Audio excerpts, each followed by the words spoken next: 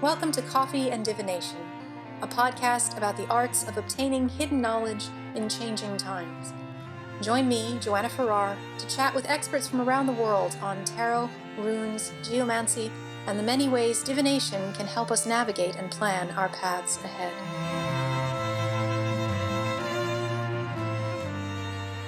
First of all, I want to thank everyone who's joining us today. Thank you for being on this very first webinar. It's really wonderful to have all of you here. I want to introduce myself. My name is Joanna Farrar. I am the Assistant High Priestess of the North Wildwood Coven, which is part of the Temple of the Spiral Path in New York, based in New York, though we have members in many different states. This is our very first edition of Coffee and Divination, as you all know, and we are so incredibly excited to have the phenomenal geomancer Sam Block as our guest. Hello, hello. If you don't know Sam, he is a renowned geomancer, as I said. He's a scholar and practitioner of Hermetic magic, a Lucumí priest, an overall Renaissance man, I would say, who speaks many languages. He has a number of excellent ebooks that are out, and his translations include works such as the Book of Saint Cyprian, along with many others. He has a blog, website, a full website called The Digital Ambler, which many of you know, I'm sure. If you don't, you need to check it out. And that is, Sam just told me before we clicked record, that is at its 10-year anniversary. So, and it's a wonderful resource for all of us. So thank you, Sam. Thank you, and goodness, flattery will get you everywhere. That's a lot of high praise. Thank you. So I wanted to start with a question of, how did you get involved in all of this? How did you get involved in the occult? Where did that interest come from? And how old were you when all that happened? So my family, not exactly the most normal of families. I didn't have a normal religious upbringing. Thank God and the gods for that.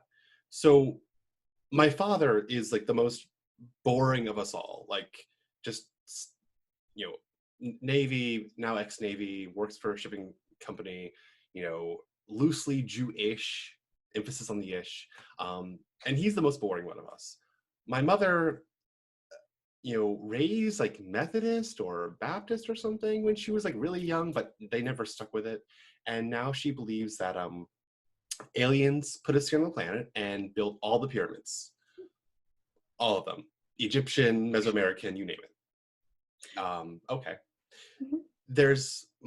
So I have two older siblings, my older sister and then my older brother. And my older sister is 10 years older than I am. And by the time I was born, she was already getting into tarot and astrology.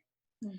And so by the time I actually, you know, was able to grow up a little bit into a teenager, you know, have like actual thoughts of my own, she was already like moved out of the house. She was already doing tarot readings for Miss Cleo, like part of her company, her group. You know, she's already well researched in astrology. Nowadays, she's a astrologer, tarot reader, human designer, cam girl, stripper, pole dancer, Tibetan Buddhist chaos magician. That's my sister. My brother, when he was in middle school and high school, he kind of went like the neo-pagan route. So, you know, he used to work at the local New Age store, get a lot of stuff from there, got a lot of books, kind of did some things off in the woods with some friends. But when he went to college, he converted to Judaism and kept getting more and more Jewish from there. And he's phenomenal with his devotion. It's an inspiration to me. It really is. They say middle child's always the rebel, and he's the middle child. So the rest of us are doing whatever else, you know, out there. You know, he's very staunchly conservative, very orthodox with his beliefs, you know, very prim and proper in every regard. He's a college professor now, you know, married with kids, and he's wonderful. Very well researched and some stuff. But when he moved out, I got all his hand-me-downs, which include all of his magical books and supplies. And so it was that kind of, in my middle school days and high school days, I started kind of experimenting with all the hand-me-downs and leftovers from my brother and sister. You know, that's why I started kind of picking up tarot. That's why I started, you know, casting a couple minor spells here and there. And even though I never really stuck with tarot, you know, it was enough to show me, hey, this stuff works. Like, I can actually do this. This is workable. Not only can I spook people out, but I can actually help people in the process. And then I, you know, went to high school, graduated high school, went to college, and kind of put all this stuff aside for a bit because to focus on college.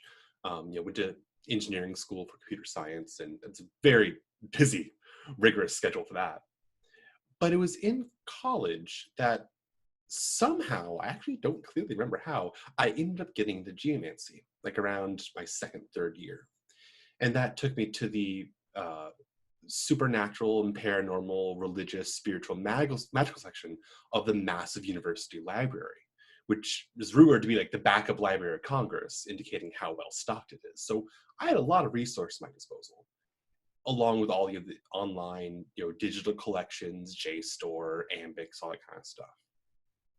So it was in college that I started picking up the threads of geomancy, and then started doing geomancy and kind of did readings like in the downtown mall, like in my college town and everything. Kind of got experience, put up Craigslist posts, just, hey, free readings, just tell me, how things turn out afterwards. That's my only payment, which was good experience for me. But of course, with geomancy, one thing led to another. And with geomancy, it led into researching more about traditional astrology to get more contextual information. From traditional astrology, it got more into like the hermetic worldview of things, and the role of spirits and magic in the occult. And I was like, oh, I don't want to get that. I don't want to get that yet. Like, yeah, spells days are behind me. That was back in my middle school days. I just want to be a diviner. I just want to see and help people see. Well, as it turns out, once that door is open a little bit, the door is going to, you may as well just open the door wide open. Like, better to like welcome everything in and just face it head on than to let it sneak up on you like other people have happened to them. So after college in around 2000, early 2011, I kind of sat down. I was like, okay, this stuff is real. I need to focus on this. I need to be more than just a diviner. I need to actually go out and actually start learning and practicing this stuff.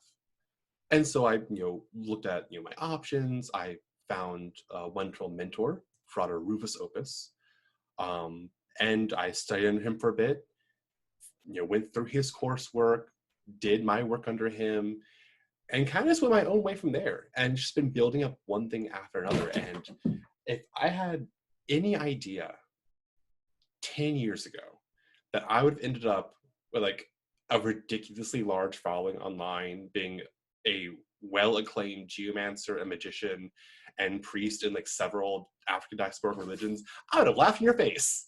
Because how, me? Really? The software engineer? Really? Well, life has a way of throwing you for a curve, and that was definitely a curve. It's been an enjoyable ride, I have to say.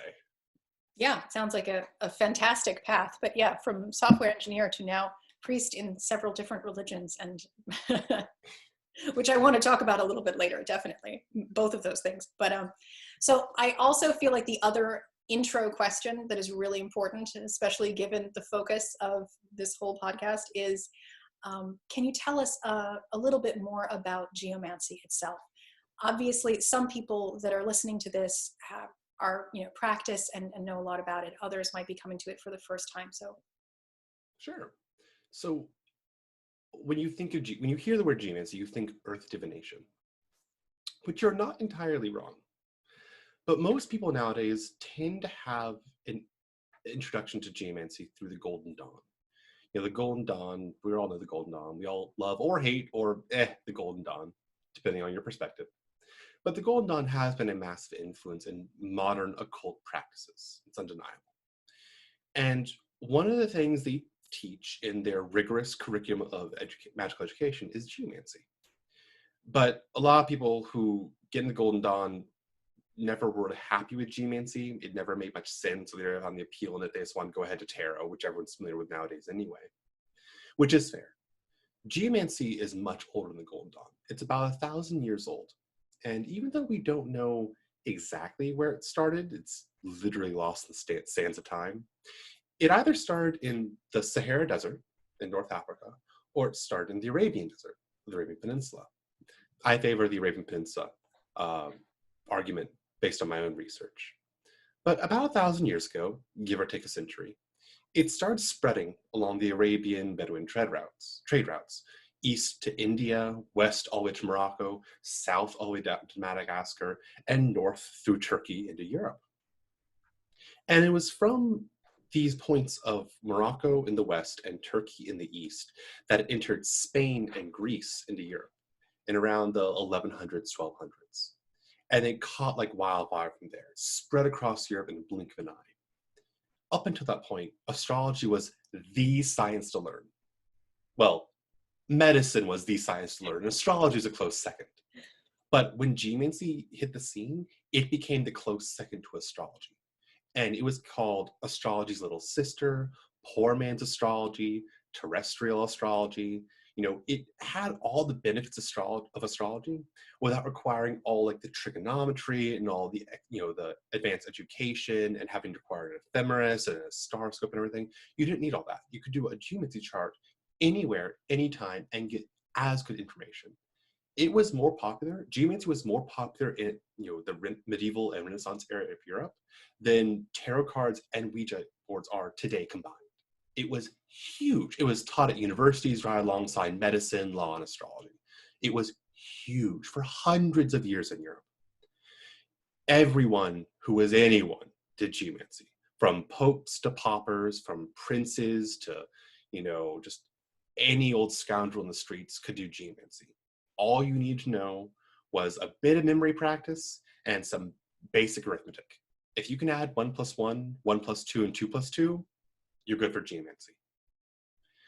Geomancy only started to take a downturn around the 1700s, you know, the rise of the Enlightenment period, when a lot of occult and spiritual practices that are the heritage of Western, you know, heritage of Europe, the heritage of the Western world in general, you know, started kind of getting shelved.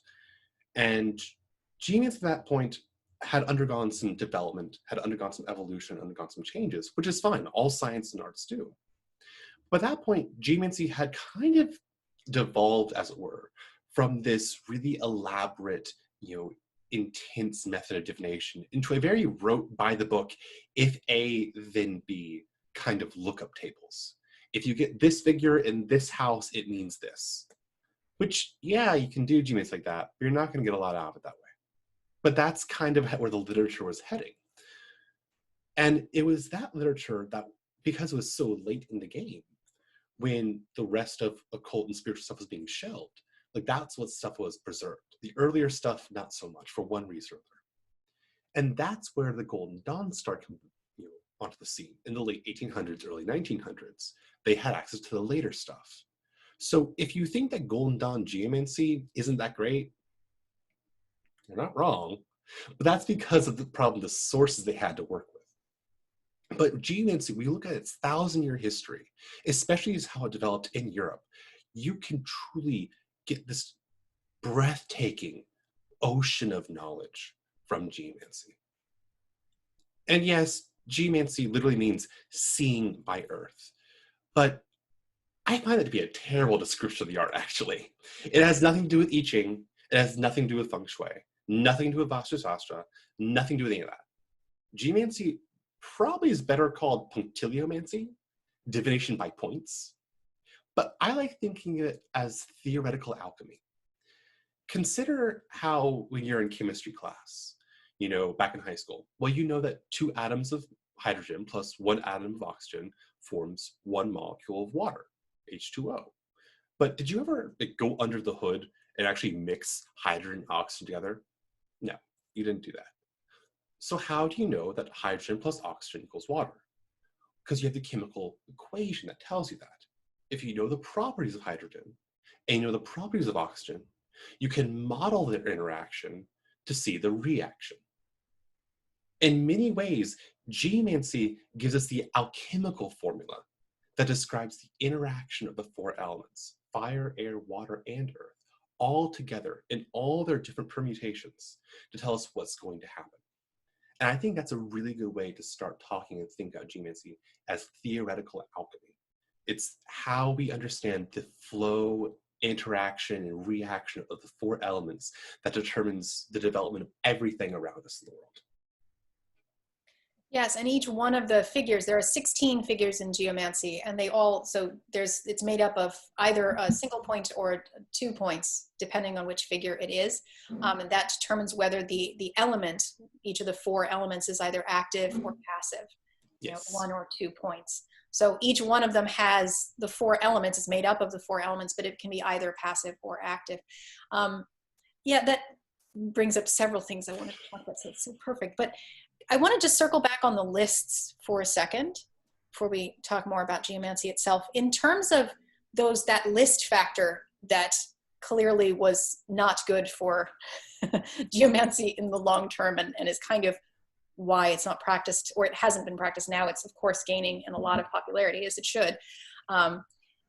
There are still books I've seen that have lists. I haven't personally really used them, but do you think that there is a place for geomancy having those lists? Or do you think that, my question is more, would you say that if someone was a complete beginner and they thought, well, this one book has a series of lists for the left and right witnesses and the judge, and I can at least start from there? Or do you think that's kind of a training wheel that limits how you eventually develop your own knowledge of the figures? It's not even a training wheel, it's a crutch. Mm-hmm.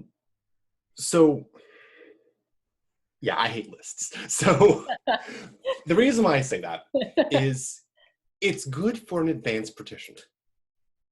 If this wants me to jog your memory, if you get an idea of what old other geomancers are kind of categorize a certain figure in a certain position, or a figure in relation to this other figure, it's a good summary. But in order to get the most out of that list, you need to understand what you're actually looking at. I've seen some geomancers say that, oh, this one figure in this one house means bad for magic. Like John Michael Greer, for instance. John Michael Greer, in his book, Art and Practice of Geomancy, which is like the de facto English textbook on the matter. When he talks about magic, drawing out a geomancy chart about magical working. If you see Puella, Acquisitio, or Fortuna Major, the maiden, gain, or the greater fortune, 3 of the 16 geometric figures, in house 8, which is the house of magical operations, just like it is in astrology, then it's bad for magical operations. And I'm like, dude, really? Is it though? Maybe you can say, okay, for Puella, because Puella is a figure associated with Venus, and house 8 can be associated with Scorpio, that's Venus in its exile, so yeah, maybe not a good combination. But what about for a love working? Like for a love working, Puella is really a good figure. For money magic, Acquisitio, gain, literally getting money, that's a great figure to see.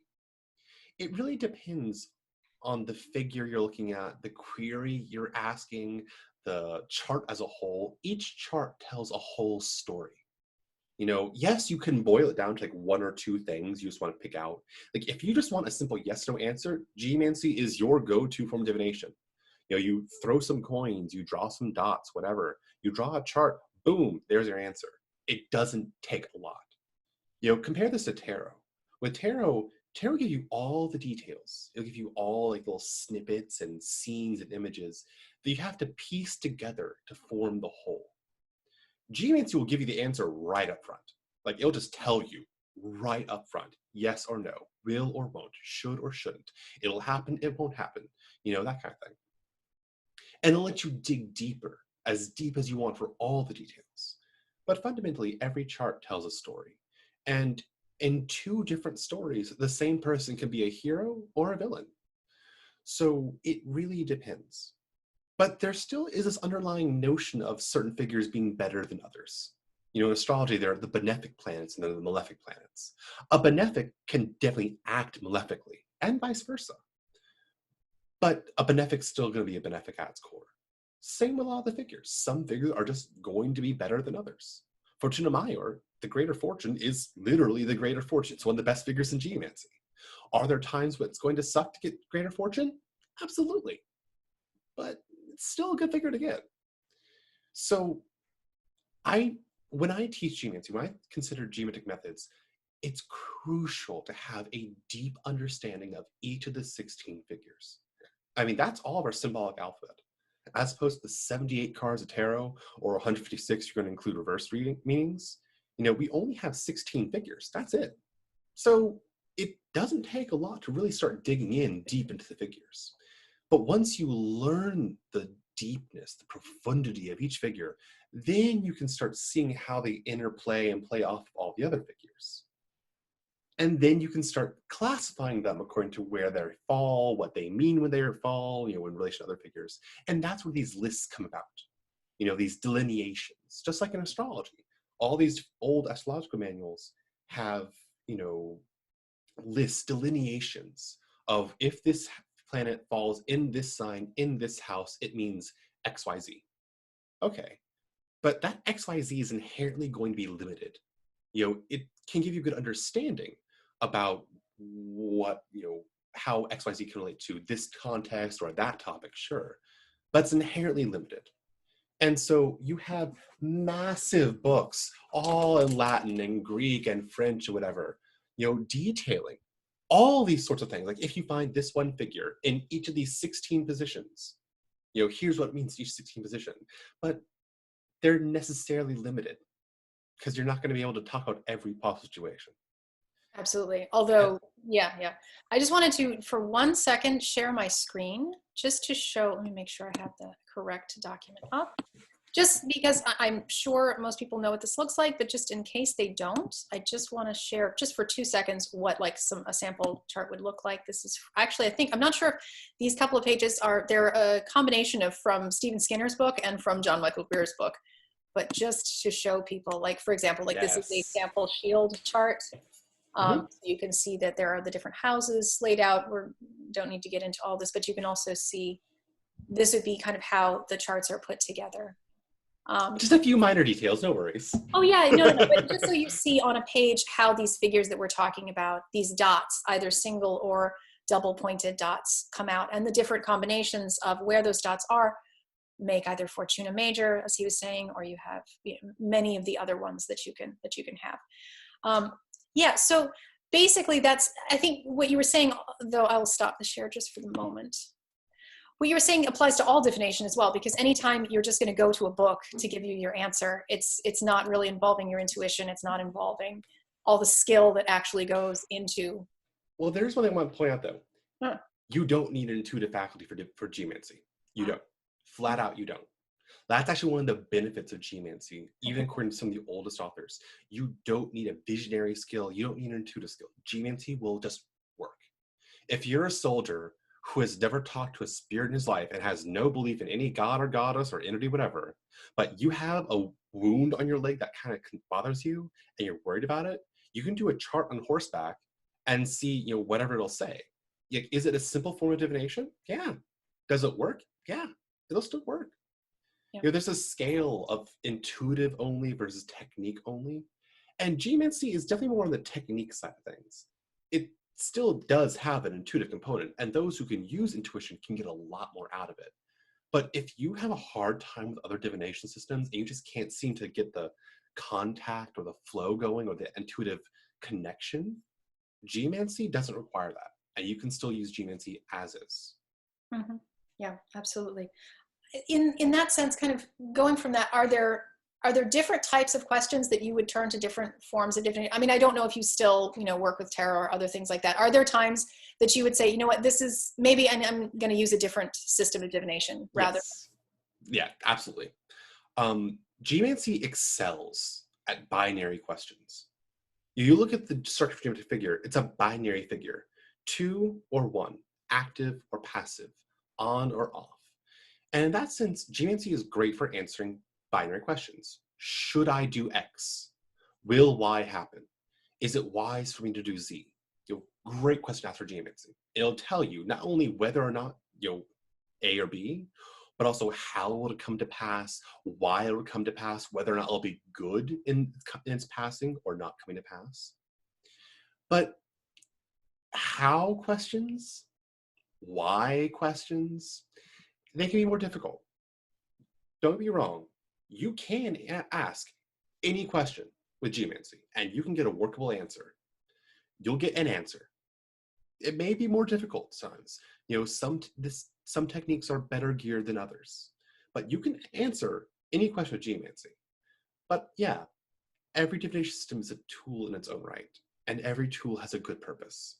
When I just want to do like a general forecast, like general life advice, I'll turn to the Greek alphabet oracle, or I'll turn to dominoes. I love Domino Divination. It's very to the point. It's very punchy. Like it doesn't hold back. I've hurt some feelings with Domino Divination. They thanked me for it afterwards, but still trying to rein that in. But yeah, if I'm trying to like a deeper investigation, depending on how it's phrased, I may go to another system or I may not. And how it's phrased here is really important. Geomancy, let me back up. The way my sister taught me how tarot works, and I definitely found this to be true, and many others have as well, tarot answers the question you should be asking. Geomancy answers exactly the question you ask in the way you ask it. Like, case in point, one time in my earlier days of Geomancy, I was trying to see if I could do a past life reading with Geomancy. And so I asked Geomancy, okay, what happened in my most recent past life? You died.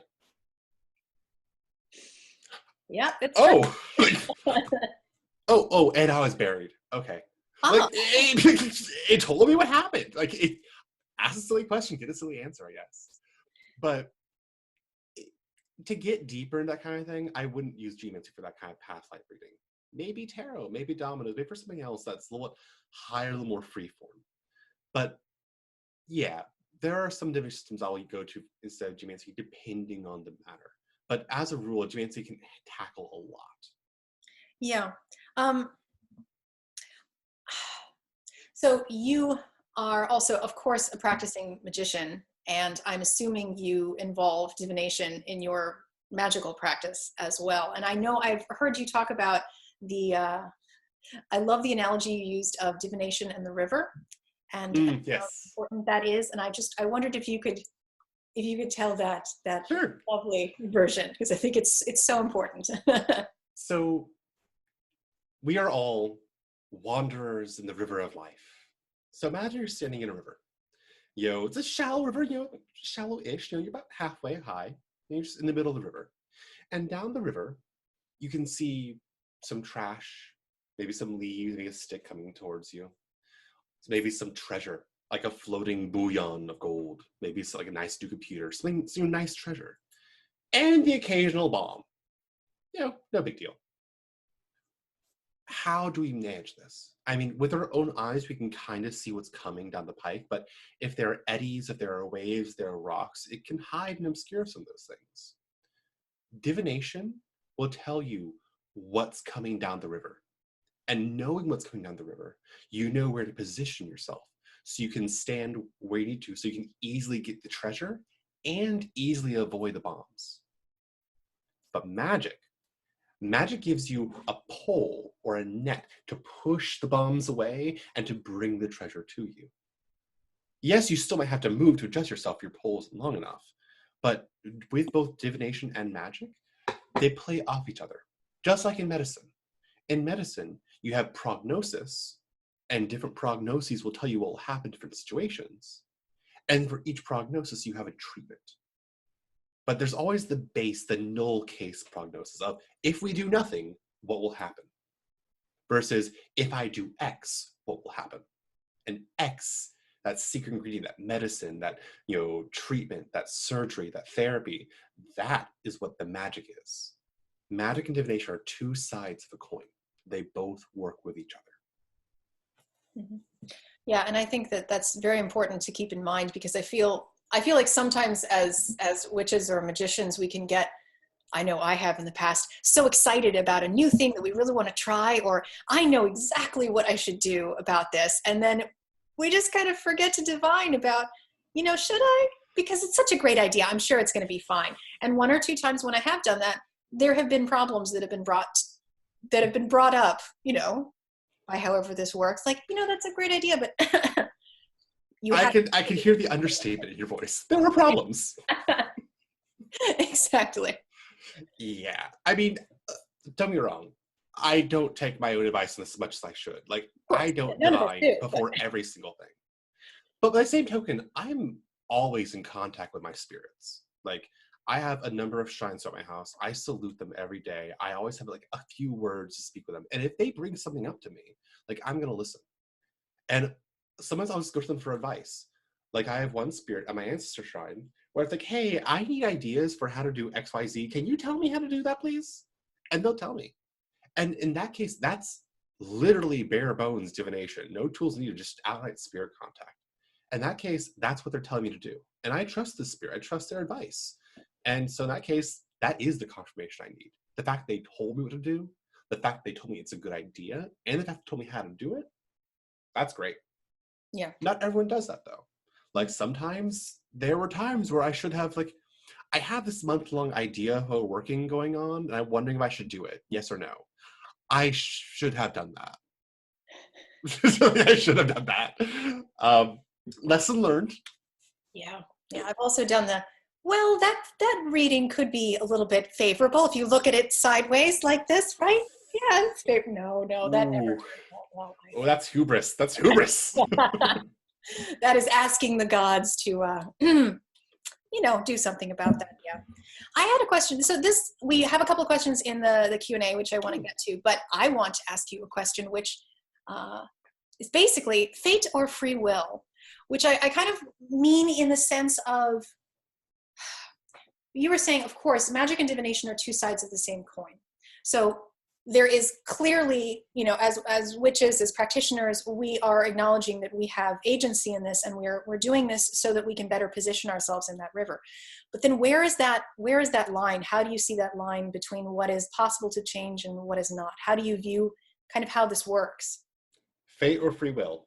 Yes. Yes, both. It depends on your perspective. I mean, from a human point of view, sure, we have free will. From a divine point of view, of course we don't. Like, even the gods themselves have to bow to fate. I'm thinking of this one scene from the Iliad when Troy was doomed to fall. Like, Troy was literally fated to fall. And Aphrodite went to Poseidon, who built the walls of Troy, and she lamented the fall of her children and the plight of her, the plight of Aeneas who's about to flee. She lamented to Poseidon.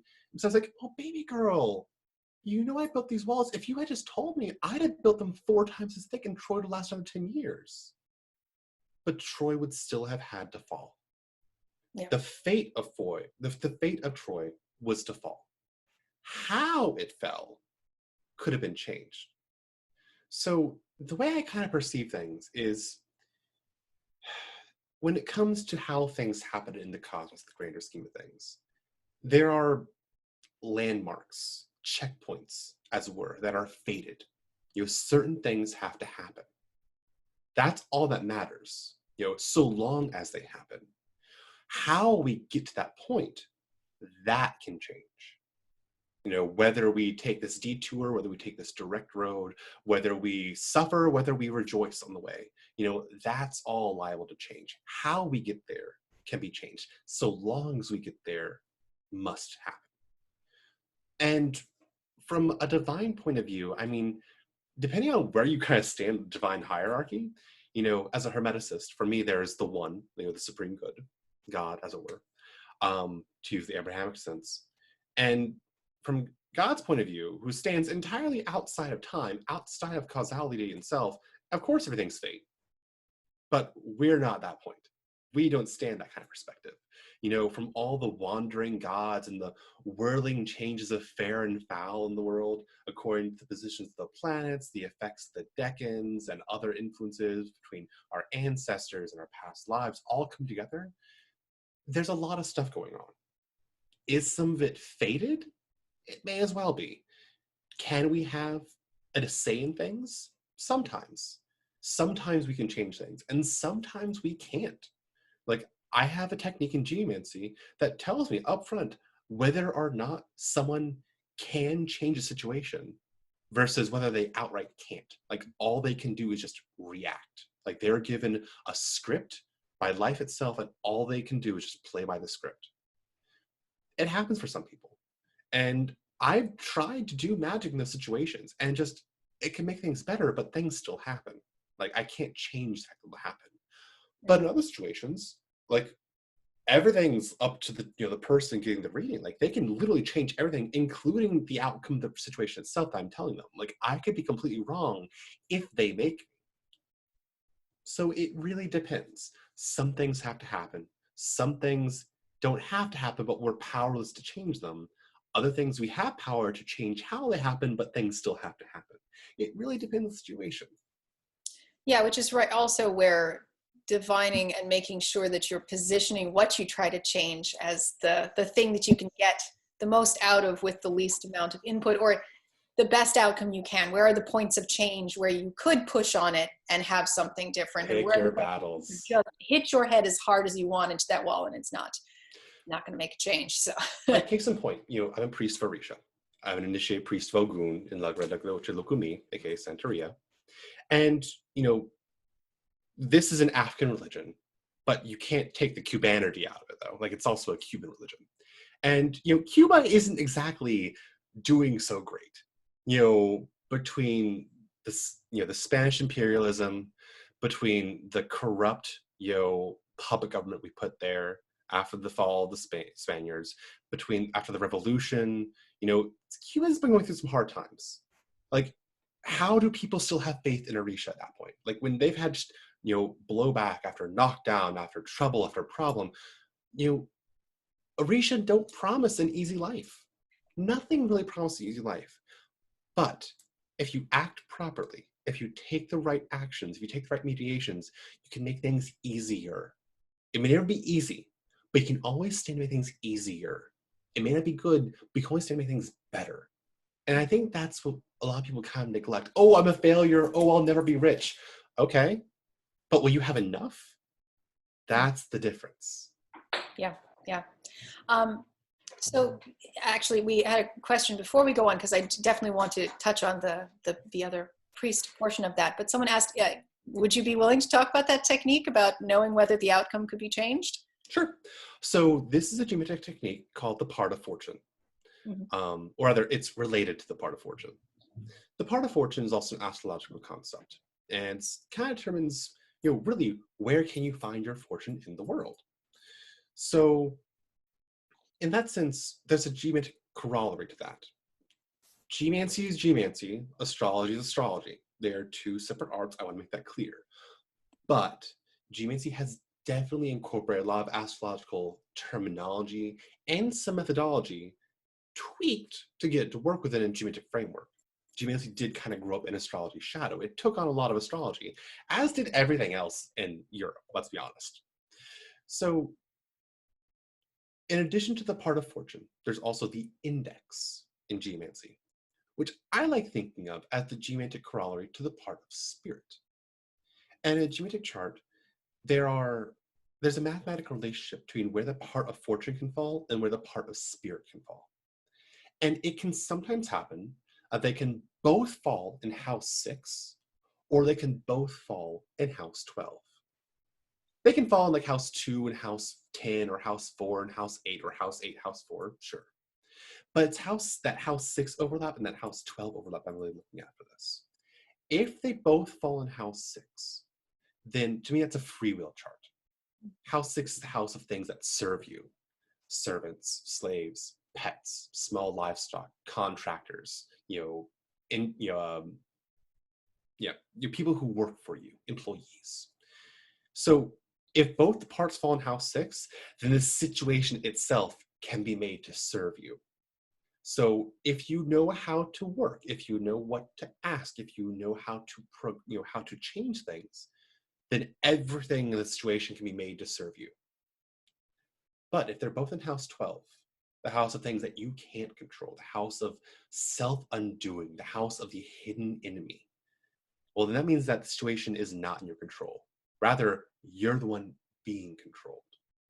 So if they're both in house 12, you just gotta pick up a copy of Marcus Aurelius' Meditations and learn how to be a Stoic. Like, that's like the best way to deal with that. Like, it doesn't have to be bad. It just means that you don't have the means to change things. You can change things to a more or lesser degree in other situations, but when they're both in house 12, there's really not much you can do. Like, things are just going to happen how they're going to happen, and all you have to do is just keep up with it. That's it. For good or for bad. If they're both in house 6, it may not be easy, but you can change everything's situation if you want to. If it's good, you don't need to change anything, don't bother. If it's bad and you don't like it, and you can change it. It may be easier, it may not. That's where other investigation can take place to figure out what needs to happen in order to get that done. So would that be something that you would look further into that given chart, or you would you would cast another chart specifically for what to do, or it depends on? If I saw it's in the first charts, like if someone asked me, will I ever get married to John Doe? Mm-hmm. And, the chart says no, but both parts are in house 6. Mm. Then I'd be like, no, but if you really wanted to, you still could. Whether or not it's a good idea, that will be up for a different chart. Because, again, this is the prognosis, the null prognosis of if you did nothing, here's what would happen. Yeah. I think that's very important to keep in mind. I'm sure that'll be very, very helpful to look at in the future. So, look, going back to what you're talking about being a Lucumí priest, I wanted to just ask you, how did that? I'm just really curious. How did you get involved with that? What is your background in that? It's so fascinating. It's not a tradition I know very much about. I just am really curious. That was a wild ride too. Like I have to be honest. Like I got crowned in 2016, initiated in October 2016, and I would boo, it was like a lightning path. So around 2012, 2013, I was hanging out with some of my local furry friends because of course I'm involved in the furry community. A dingo, why not? So it was at a party, a Thor's Block party. The first full moon after the winter solstice. One of my friends has a party to celebrate Thor to fight back the ice giants to bring in the warm times again, and it's just drunken debauchery all night long. It's great. And I saw this young lady, kind of hanging out, kind of people watching, not drinking, not really engaging the banter or the debauchery going on in the hot tub, whatever. And so I noticed she's wearing all black, kind of a bouncer or a bodyguard or something. And she had these wonderful, intricate alchemical tattoos all over her body. And I'm like, she looked fun to talk to. She scares me. She'd be fun. So I go over. It's like, hey, so why is sulfur and salt in that order on your back? And she's completely agape at me. You know what these are? I'm like, yeah, but here's what that one means. That means oh, I like you. Let's talk more. So I got to know her, and fantastic necromancer, priestess of Lilith, and all this other kind of stuff. Great, what everything she does. Wonderful alchemist. Mm-hmm. And through her, I met another woman who's a priestess of Yemaya. And we hung out. We went a couple adventures here and there. And through her, I met another dude, a priest of Batala. And these are all white people, I should say. They're all white. But, both this priest of Yemaya and this priest of Batala were both part of the same god family, who, are Cuban and Colombian, and, very real, well, properly and duly initiated. And they had come to Orisha honestly. They didn't expect to end up there either. And Orisha said, hey, you need to get in here now. So I started, this priest Watala, very friendly, very warm, very welcoming. And, I started listening to him. I started, asking him some questions and advice. And I ended up getting a couple of readings from him. And then he invited me to a tambor, a big drumming festival party for one of the Orisha, which was beautiful, stunningly beautiful. I saw Orisha come down, possess, one of their priests and devotees and give wisdom and healing, in the flesh. And it's I can't even spiritually look at this. It's too much. And then I went to, some of his godchildren's, birthday, their Ocha anniversaries, their Ocha birthdays, as it were, which we celebrate as our own personal feast day. To celebrate the welcoming of Orisha into the world and all that kind of stuff, all that they do for us. And I kept feeling this tug of beauty. Beauty is truth, and truth is power. And like any good magician, I want power. Let's be honest. So I started asking my priest Watala friend, about Orisha religion. And he said, well, if you're interested, there's a proper way of going about this. Do you want to go this way? I was like, let's see what happens. If they open the door for me, they open the door for me. If not, then I'll get what I need, and I'll be happy with it. Well, they opened the door for me. And I got my first kind of official life path reading in early 2015. And then one thing led to another, boom, boom, boom. And then I was in Cuba in October 2016. I was like, oh, well, this is happening. This is happening a lot. This is a lot to happen. So it's been a wild ride, but even though it's been one of the most difficult things to do, like the initiation ordeal is an ordeal. It's costly in every respect. I wouldn't trade it for the world, hands down. And it's not for everyone. Like, hands down, it's not for everyone. Like, sometimes they'll tell you, this is not the room for you. Knock on the room, on the door down this hallway. Not everyone's meant to be initiated in this, but there's something for everyone. Because this is fundamentally a religion of solving problems. If you don't have any problems, you're good to go. Go to the Blessed Orisha. You'll be fine. But if you have problems, we can fix it. And I didn't consider myself to have major problems, but Orisha see more than me. And they're like, yeah, you have these things coming up. And yeah, we saw into your past too. I'm like, yeah, that's fair. Yeah, okay. So I listened. They helped. They continued to help. And God and God's willing, they always will. Yeah, absolutely. That's beautiful. I wanted to talk to you a little bit about, so the divination within that tradition, is that Ifa divination? Or is it? Okay, so. Oh, did I really open the door with that? Oh, you did. Congratulations. Okay, good. Excellent. I'm glad. So, Ifa is technically a different religion. It does take place under the broader Orisha pantheon. It is Orisha religion. Like, don't be wrong, it is definitely Orisha religion. Orumila, the Orisha of Ifa, is Orisha. But it is a separate group of priests. It has its own rituals, it has its own stuff going on. And if you're not initiated in that religion, you don't get to know what goes on in that religion. Like, I'm not a Babalao. I'm not a priest of Ifa. So I don't get to know how to do Ifa divination. I can get readings from Ifa, and I periodically do. This bracelet I wear, the yellow and green one, that signifies I've received my hand of Orumila, my one hand of Ifa, which shows I've gotten a low-level initiation into Ifa, but I'll never go beyond that. Sure. It is its own separate priesthood, its own separate cult within a religion.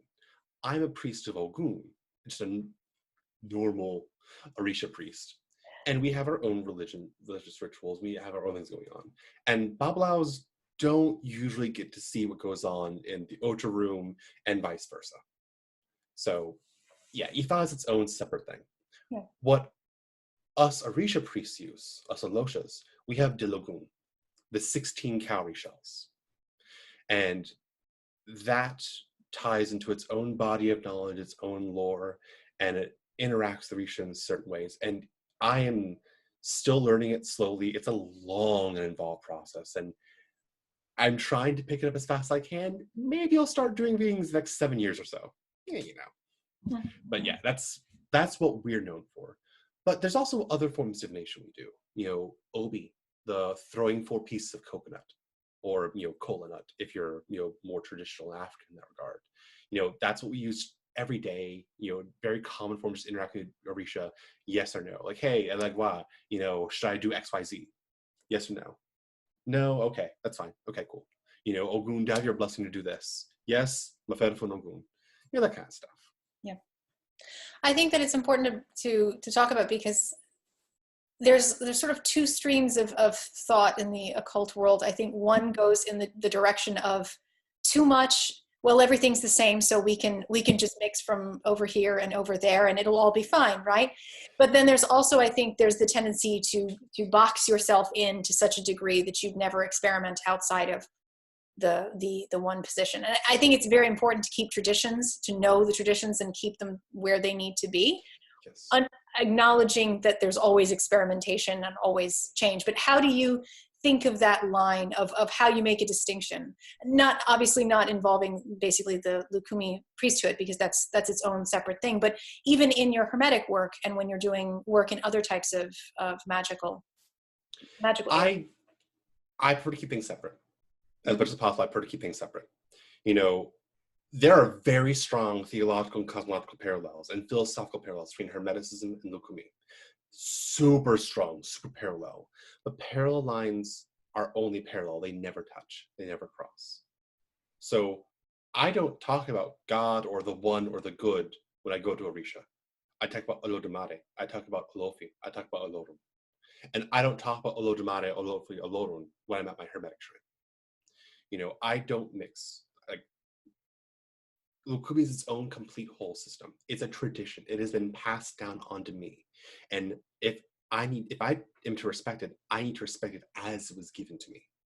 Like, I'm not saying we can't have an original thought in our heads. I'm not saying traditions don't evolve and change, but there is an internal logic and consistency within that tradition that needs to be preserved in order for it to keep staying what it is. With other traditions, things I had been initiated into, things that I had been introduced to, same thing goes. If it's been passed down onto me, then I need to preserve it as was given to me. It can adapt and evolve, but the internal logic has to be the same and unmixed. But if it's something I'm doing on my own, something that I call autargy, self-work, if it's something I develop my own, then so long as I'm not jailbreaking or stealing or appropriating from another tradition where I can't do that from, it's up to me. At my Boveda, my ancestor shrine, that's Espiritismo. It's the Afro-Cuban form of Kardecian spiritism.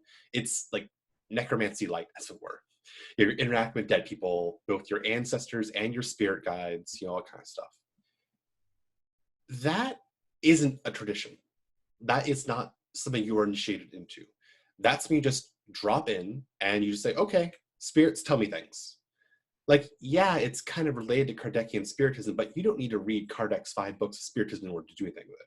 There's some very well-known spiritistas who say, I've never read a Kardec book in my life, and I don't need to. Everything I know comes from my spirits. So their spirits work with them one-on-one to develop their whole practice. And yeah, there's some like baseline practices that are common to a lot of people, but beyond that, it can just be up to you and your spirits. Mm-hmm. When I work with my Greek gods, I don't typically bring in other things. I focus on the Greek gods. I don't mention Saint Cyprian at the Greek gods.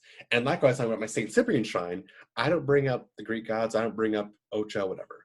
Now, I do this matter of respect. But if they tell me, hey, check in with your Ogun.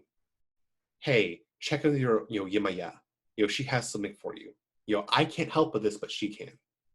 Or, hey, ask if your Yemaya will let you do this at the ocean, because I want you to do this ocean thing, but you should check with your Yemaya first. Okay, sure, because that's a matter of respect and respecting the boundaries. It's not crossing over. I won't do a hermetic ritual, involving Yemaya at the ocean. If I'm going to do a hermetic ritual at the ocean, I'm going to do a hermetic ritual at the ocean, not at all involving Yemaya, period, because Yemaya has no part in hermeticism, point blank, period. But if I'm going to do something with Yemaya, I'm going to do something with Yemaya at the ocean and not call in hermetic stuff, because those two don't mix. I see on Reddit all the time people saying, oh yeah, I called the quarters with the Orisha and the Archangel Michael, and I didn't have a problem with that. No one complained. Like, the fact that no one complained shows that you didn't contact Yemaya or Oshu. Like, that's not how this works. Oh my God. Like, that's why I'm not on Reddit. Okay. You're fine. Don't worry. So, like, it's a common issue. A lot of priests, get problem clients where clients say, oh yeah, I sent this whole altar to Oshun in my house, and now I've like, while my children are away, I went infertile, and I'm like, oh my God. Really? Tell me more. Yeah. Like, Orisha, like, unlike Norse paganism, unlike Greek paganism, unlike Celtic paganism, Orisha is a living religion. Mm-hmm. We have an extant, thriving community of priests and practitioner devotees that have not died out. The pacts that we made with Orisha are still living and are still respected by both humanity and by Orisha alike. Mm-hmm. With the Greek gods, the Norse gods, Celtic gods, like, those pacts don't really exist anymore. So you can make your own set of pacts with them. And so long as they work, as long as both you and they agree to them, good. Those systems have been jailbroken by default, as it were. But Orisha, no. with a lot of ATRs, living traditions. Like, you can't go to a Catholic church and just say, let me consecrate Mass today. They won't let you because you haven't had the laying on of hands. You are not an initiated priest. You don't know how to do it. You can't just say, yeah, I want to do the Eucharist today and also have some Buddhist chants go in the background. Like, that's what this whole calling the chords of Orisha sounds like to me. It's as nonsensical. Yeah. Yeah. Sorry, Rand, I Oh apologize. no, I completely agree with the rant. In our Wiccan tradition, it's Wiccan. We work with 4 pantheons. We work with Norse, Greco-Roman, Egyptian, and Celtic, and there is no mixing. If you're working with them, you work with them. At another time, you can go and work with other people, but we do not. No. Right. Just not. It's respect. I mean, it's what works. You do what works, but it's also, there's a certain amount of respect and a certain amount of focus that you need in various workings at various times. Otherwise, it doesn't work for anybody. Exactly. And like, a lot of people try to do like a whole one-on-one correspondence with everything all the time, and it doesn't work like that. Like, Hermes can be considered a Mercury-related god, but Mercury is not the same thing as Hermes. And yeah, Thoth or Jehoti is definitely considered to be the Egyptian Hermes, but Thoth's a lunar god. He's not a god of Mercury. He's a god of the moon, like Khonsu. So, I mean, how do you fit that in? It's not a one-to-one exact match. It never is across pantheons. And so just to kind of like map everything out, Liber 777 style, you're lying to yourself. Yeah. We had a couple of questions. I wanted to get to this because I think that it's interesting. It's about the figures. And I read, you wrote a little bit about this on your blog about masculine and feminine traits. And someone asked, actually she's a friend of mine who's in our tradition. She asked, are the figures considered masculine and feminine as the figures relate to the elements?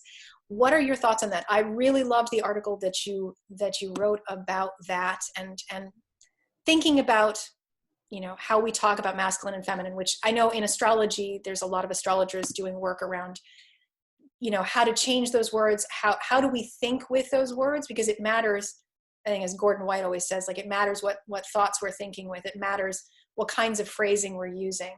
So when it comes to gender in geomancy, no, actually, I have not seen a definite correspondence of male or female to the figures. Maybe in the context of like trying to predict a child's birth, sure. In that case, you're going to default to the elements. So fire and air are masculine and water and earth are feminine, okay.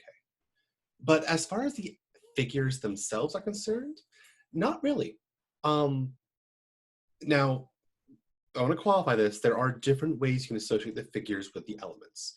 I stick to the older, more common, and what I perceive to be more structural and more logical way of associating like elements to figures. So Laetitia, 1-2-2-2, is pure fire. Mm-hmm. And so fire's considered to be a masculine element. Okay, sure. But to me, I consider Laetitia to be more feminine in a lot of ways. It's the wedding arch. It's pure optimism. It's pure hope. Can that be masculine or feminine? It can be both. But it's not as so staunchly masculine as Puer, the young hero marching off to battle, whose name literally means boy. Fortuna Mayor, 2-2-1-1, the greater fortune. The image is like a river going through a valley, the river carving out the Grand Canyon. That's a figure of earth. Therefore, it should be considered, feminine by elemental association. But I would consider it more masculine than just say Puella, the girl. It's total conquering. It's total independent success with difficulty at the beginning. It's struggle for a greater goal. And I consider being more masculine, as opposed to just, feminine according to earth.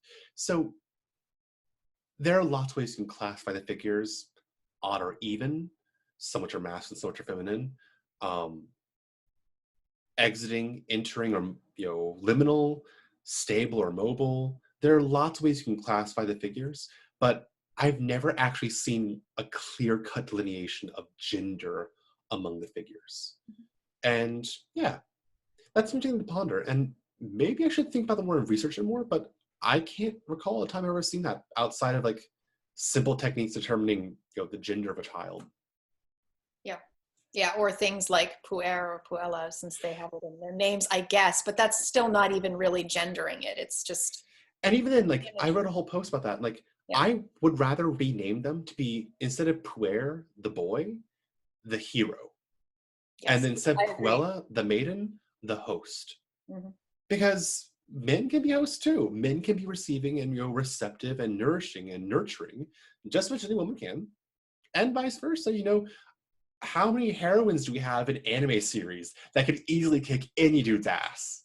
Like, think Dragon Ball Z. Think of Chi-Chi. Like, Chi-Chi, like, has Goku's balls in the palm of her hand. Because Goku is not going to fight against her. Her father is literally Lord Death. Are you gonna fight Chi-Chi? Hell no!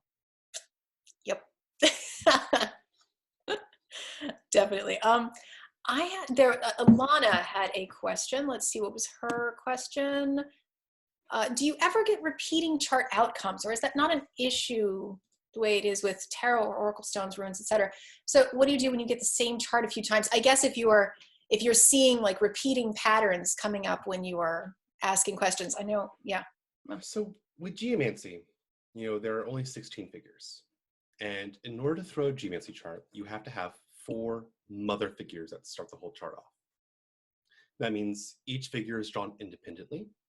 So you have 16 times 16 times 16 times 16, which gives you a grand total of 65,536 possible Geomantic charts.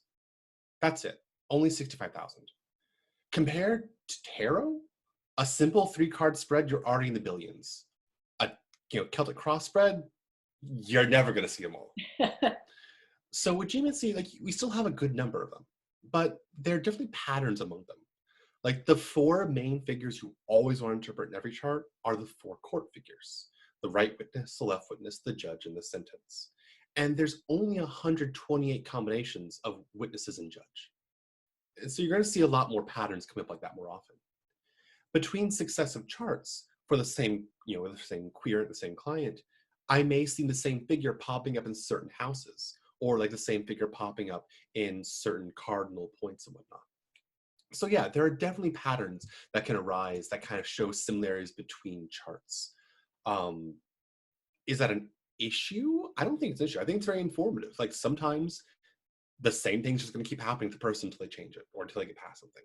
Mhm. Like, I noticed that when I was doing a lot of yearly readings at the beginning of the year, I kept seeing, like, Acquisitio, a figure of Jupiter in Capricorn, because Jupiter had literally just entered Capricorn. And it's going to hit it's going to hit some people harder than others. And for those people, it's like, well, yeah, duh. And I also noticed a lot of figures connoting communication or interaction: Populus, Conjunctio, Fortuna Minor, in house 6, the house of health. And so I indicated that contagious disease would probably be a big issue for a lot of people this year. Oops. Yeah. Yeah. And so that has come to pass. Whoops. I mean, better to be right than not. I mean, like, better to. Well, what is the point of all this? Better to be able to Forewarned is forearmed. hopefully do something with it. Exactly. Yeah. So. We have a couple of questions that I'm definitely going to get to. Daryl has 2 questions, which we will definitely get to. I wanted to, let's see. Oh my goodness me. We will never get to all of these questions that I have for you. I'm just going to say, this is why we have to have you back on. I'm just going to goodness. we're not going to talk about it right now, but the whole grammatomancy, however you really Grammatomancy, yes. That with the Greek alphabet happens to be another form of divination that I really, really love. So, but I want to have you on another time. We can go into that. But speaking of reading for other people, you just brought that up. Can you talk about, have you found that there are particular challenges to reading for others? Do you find it easier to read for others than for yourself? Or at this point, since you've done it for so long, does it kind of seem the same to you?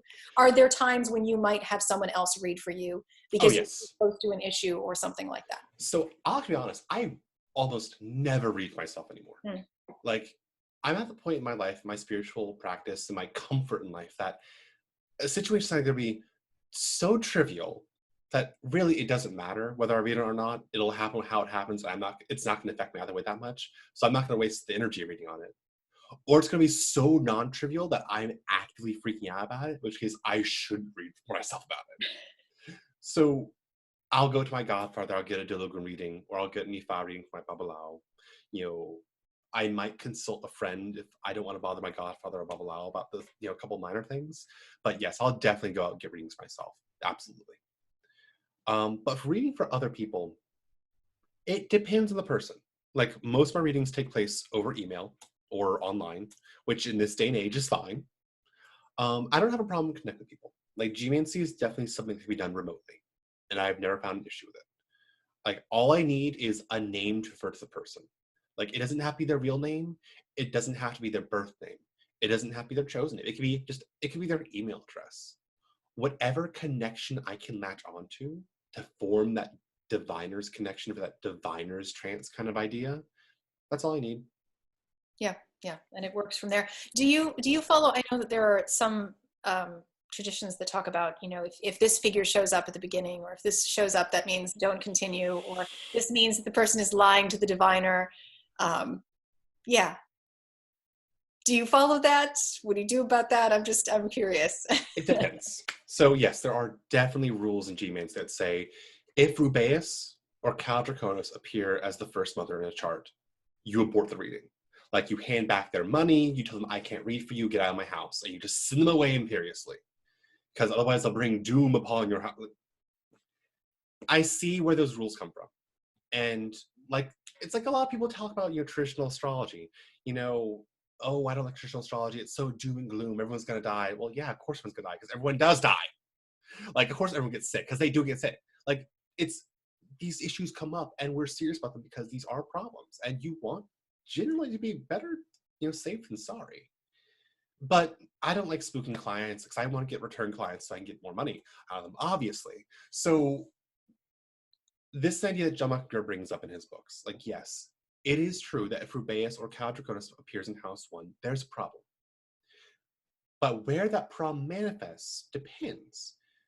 Rubeus is a figure of violence. It's a figure of insanity. It's a figure of vitriol, instability. It's the hurricane of the mind. So if you see Rubeus in House 1, that can mean one of several things. A, it could mean that the querent is cursed. And like you reading for them is you getting involved in that curse, and it could impact you. Mm-hmm. Maybe. It could mean that they're just confused. Like maybe they didn't think about the query too well. Maybe there's like, oh, I'm going to finish reading. What should I ask? What should I ask? Blech. And they're just not really thinking about what they're asking. They're not really thinking what they're saying. Like they're just crazy. Or it can mean that they're just going through a really violent, abusive time in their life. Maybe there's just a lot of chaos going in their lives that's just surrounding them. And Rubeus just actively telling you, hey, here's kind of what's going on in their life. It's not a bad thing. It's not like they're cursed. It's just there's chaos in their lives. And that's where intuition comes to play. If you don't have an intuitive faculty, maybe it's better to be safe than sorry and say, I shouldn't read this. But there are times where, like, I'll see Rubeus in House 1, and I'm like, based on our talk before this reading, I kind of got the feeling that maybe something was up. This isn't what you really want to ask, is it? No, what you really want to ask is more along these lines. Like you're trying to hide or be deceptive or something. And like I'm actively calling him at that point. And 9 times out of 10, I'm right. Yeah, yeah. But there are times where I'll see Rubeus in House 1, and before I even finish drawing out the chart, I get this pit in the bottom of my stomach, this, oh shit, dread washing over me. And like, all right, I'm gonna look at the chart for a little bit to see if there are other things that are course that can confirm this suspicion. Like I see Rubeus in a couple of the cardings, if the court is shitty, if the sentence is like Rubeus or Cal Draconis, like if the chart really is saying there's nothing good here, I'm not going to interpret the chart. I'm going to give them some remediation. Like you need to go through these kind of baths, you need to make these offerings, you need to do X, Y, Z. And once you do those things, then I can do a chart for you. But until then, you have problems that need to be resolved now. And I've spooked a couple of people by that. And like I've sent them like on like almost like a scavenger hunts almost, to do a number of errands, like make these 3 packets with these ingredients, clean yourself off with them, drop them off at these different crossroads, by a hostel, by a graveyard, by a railroad, leave a bottle of rum at this intersection, this, that, and the other, say these prayers for 7 days, whatever. They go through with it because that's my advice to them as a diviner. Like, I can't tell you what's going on because you have other problems that need to be addressed right now. Yes. Yeah. So it depends. That's where my intuitive faculty comes to play. Mm-hmm. And I'm going to trust that. Like, that's my job. That's why you're hiring me as a diviner, is to get my intuitive faculties in play. And if there are things yelling at me that need to be handled right now before we even get to your question about whether or not you can marry John Doe, I'm going to talk about those first, because sometimes it could literally be your life in line if you don't pay attention to those things. Yes, absolutely. Yeah. No, I think that's excellent. Excellent clarification there for that. So Daryl has a couple of questions. I'll start with the second one that he asked. Did you see these? Yes, I'm looking at the question Okay, answer, so yeah. I will answer live. So the one about 777. You want to do that All one? right. Coming here with open mind, 777 is a Kabbalistic correspondence seeking to find connections. Are you saying this mode of thinking is diluted? Please clarify. I'll gladly clarify. Aristotelian categoricalization, linking everything to one-on-one, is a lie. Flat out. It is lying to you. I'm not saying there are not connections. Of course, there are connections between Hermes and Thoth and Mercury and Hanuman. There are absolute connections between them. But to bend them all together in a strict, well, the number of Thoth is 8, because Thoth is associated with Mercury, and Mercury is associated with Hod, and Hod is associated with 8. Like, that's where you get into problems. I'm not saying there are not connections. I'm not saying there aren't correspondences, but they are never going to be as neat and as clean as what you find in Liber 77 or in Stephen Skinner's Complete Magician's Tables. The real world is always going to be so much more messy, because there are so many different kinds of Hermes out there. There's Hermes of the roads. There's Hermes of the underworld. There's Hermes of the gymnasts. There's Hermes of the seafarers. Are you yeah, they're all still Hermes, but you might find that they correspond to different things in different traditions.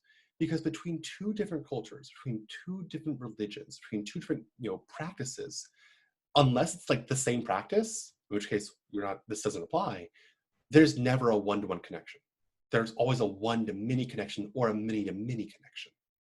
So to simply buy into Liber 77 as this means this and this means that in that tradition, like that is very much Western imperialism and cultural religious appropriation at its most bald-faced. And it really deprives each individual tradition you're pulling these things from, it deprives them of nuance, it deprives them of depth, it deprives them of meaning, and that's where we get into problems. Going back to later, issue of people trying to call the quarters with Orisha, like they try to use that same line of thinking. Well, Obatala rules mind and thinking, therefore he's obviously air. No, that's not how it works. Yeah, is the Orisha of the graveyards? A, she's not. B, trying to make that association between graveyards and earth, it's false. That's not how it works. But people use the same kind of logic, which is fundamentally the logic of Liber 777, and they take it too seriously. Consider it like gematria, like numerology, which again, I know is a very heavy thing in OT and Thelema. Gematria numerology isn't going to say that wine equals truth, because the numerology of the two words equals the same thing. It to be used as a tool of inspiration that can give you fodder for meditation to flesh things out more. But to take out a very surface level, superficial kind of A means B, that's where we're going to get to problems. And it happens way too often with way too many people. Because, it's written down in the book, therefore it's true. Not how it works.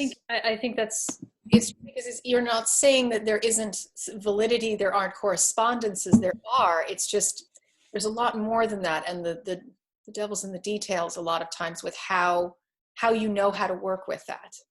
And again, I'll drop another concrete example.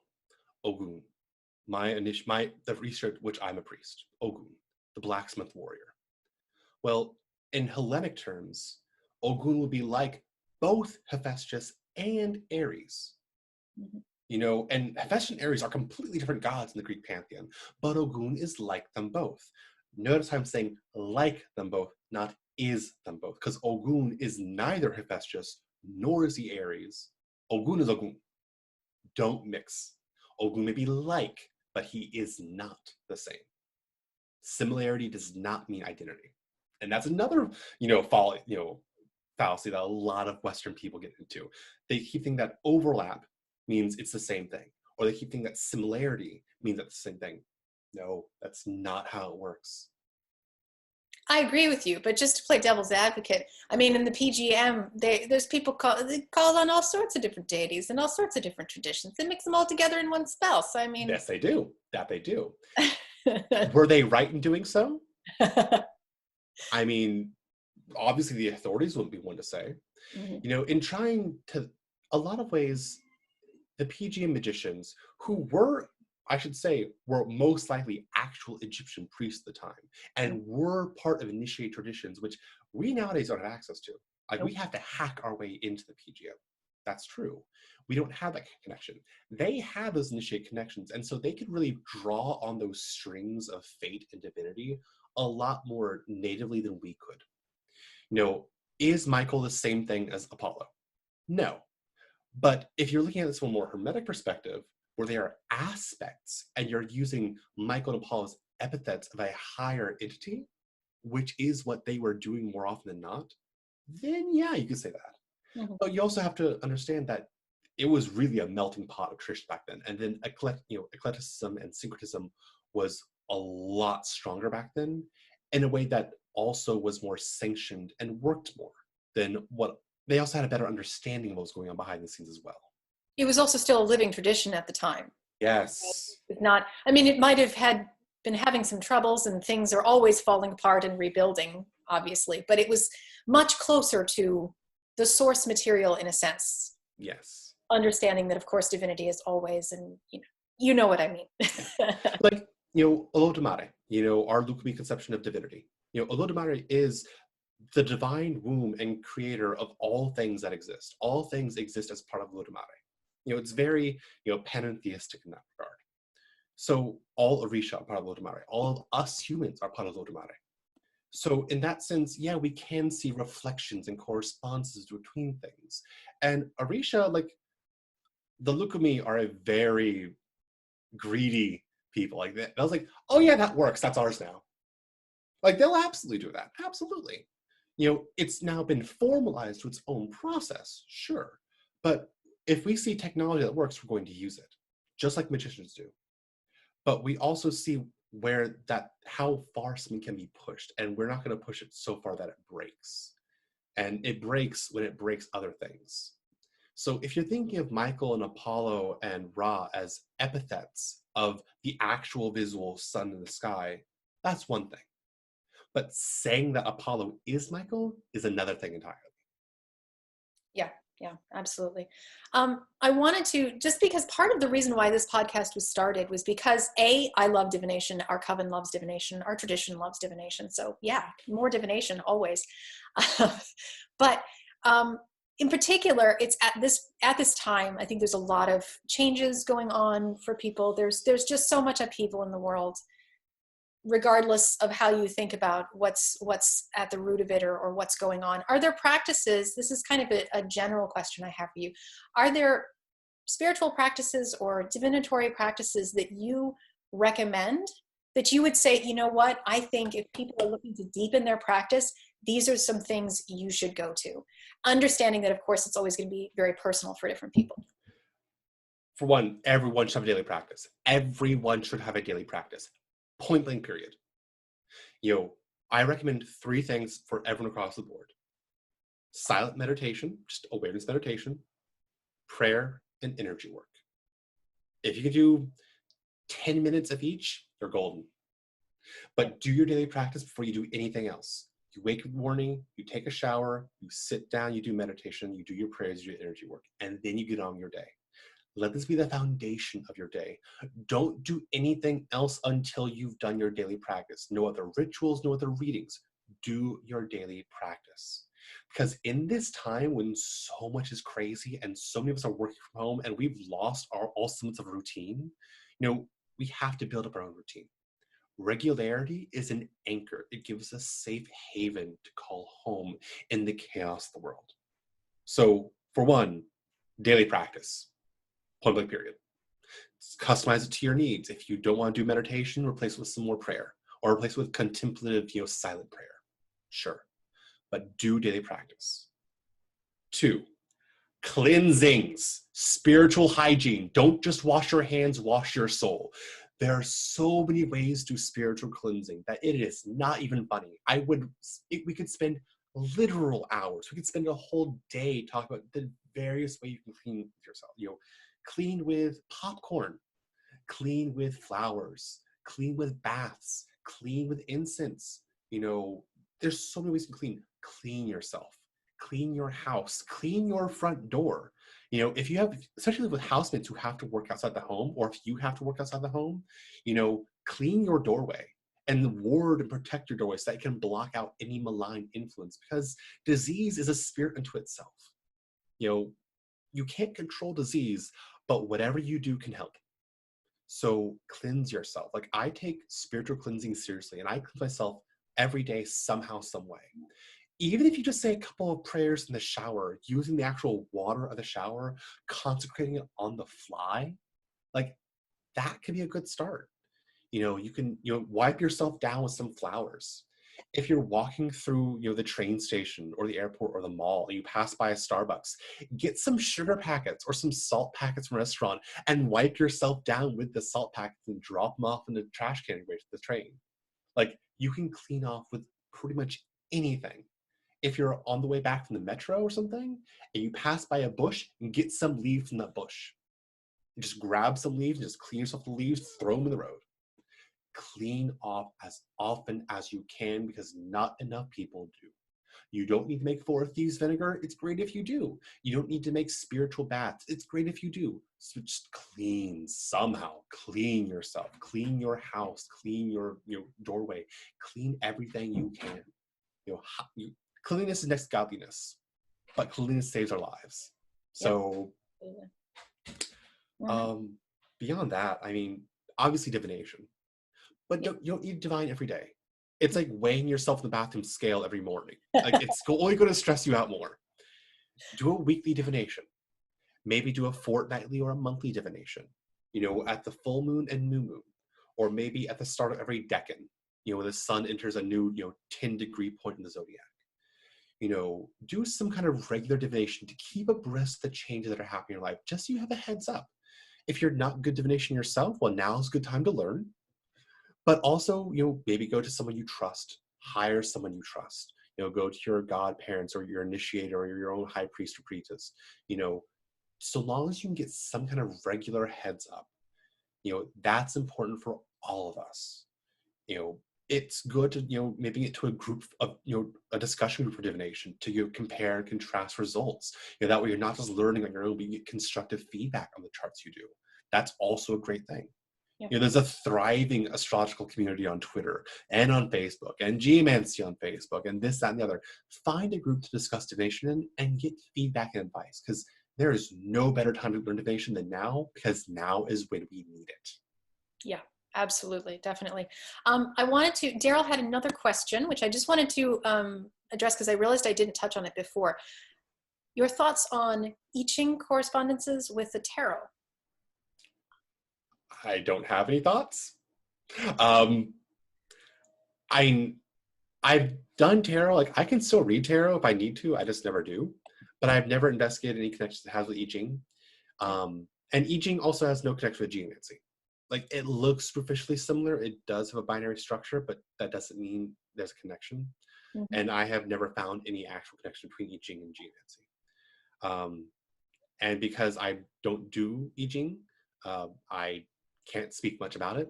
So what are my thoughts? I don't have any. Well, that's fair enough. Always like to ask. I really appreciate the advice that you gave. I completely agree that deepening into our daily practices and spiritual hygiene. Yes. Very, very important. Oh my goodness. I think that I have so many questions that I want to ask you about other topics. So we're going to just have to have you back on, another time to talk about those things. Oh, gosh darn it. I know, I'm sure. How will we ever find time in this quarantine time? No. Don't say that. I have so little free time. Like, I thought that not having to commute would save me time. No, I'm more busy. I don't know how it happened.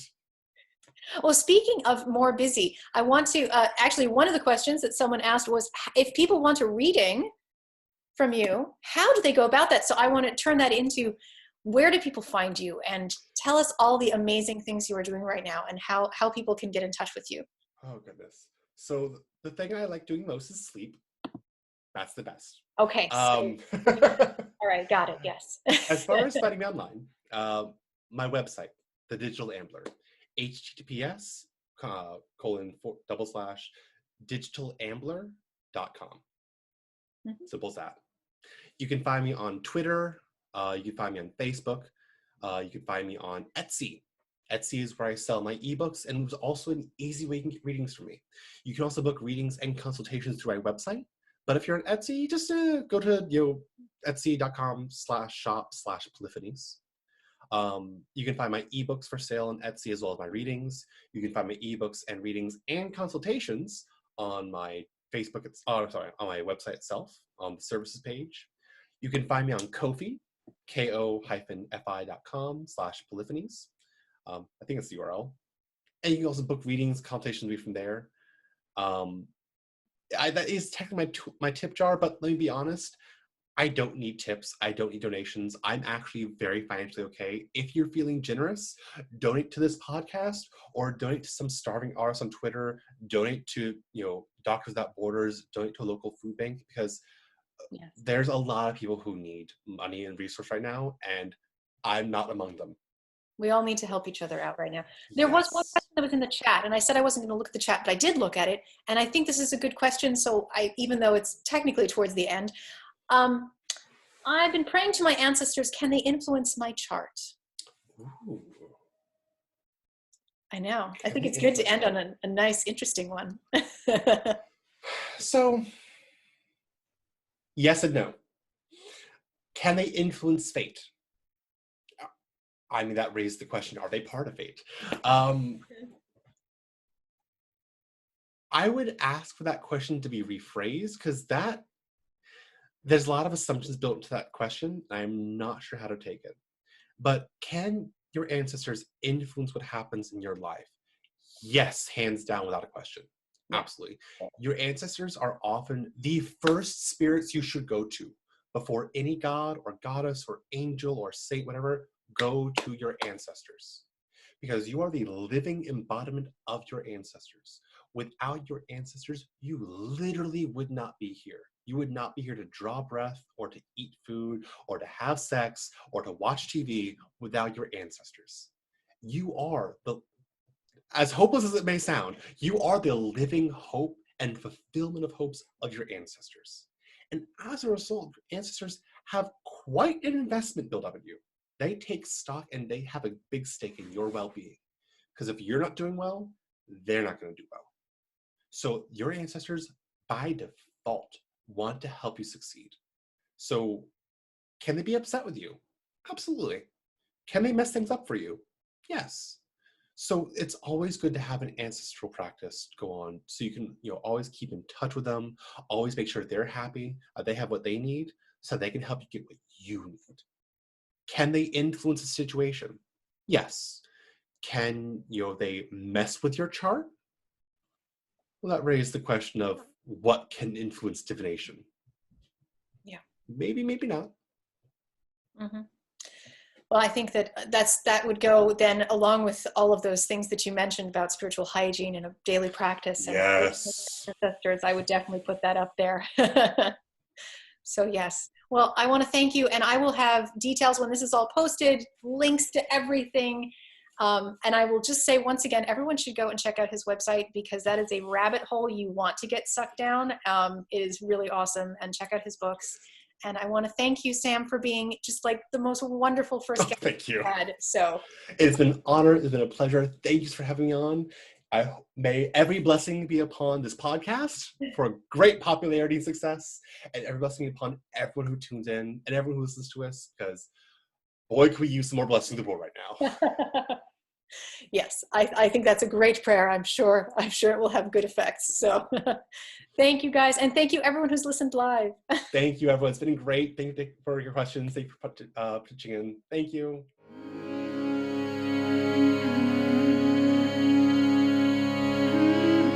So that's our inaugural show. Thank you for tuning in. Thank you to everyone who joined us live and contributed questions as well. We'll be doing that each time via Zoom, so I encourage everyone to check out the website and register.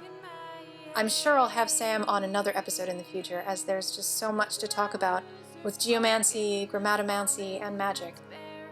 On the next Coffee and Divination, we'll be talking tarot. So please subscribe to the podcast. Check out our website at coffeeanddivination.com. Find me on Twitter, where I am @FiddleAngel, and enjoy your journeys with divination.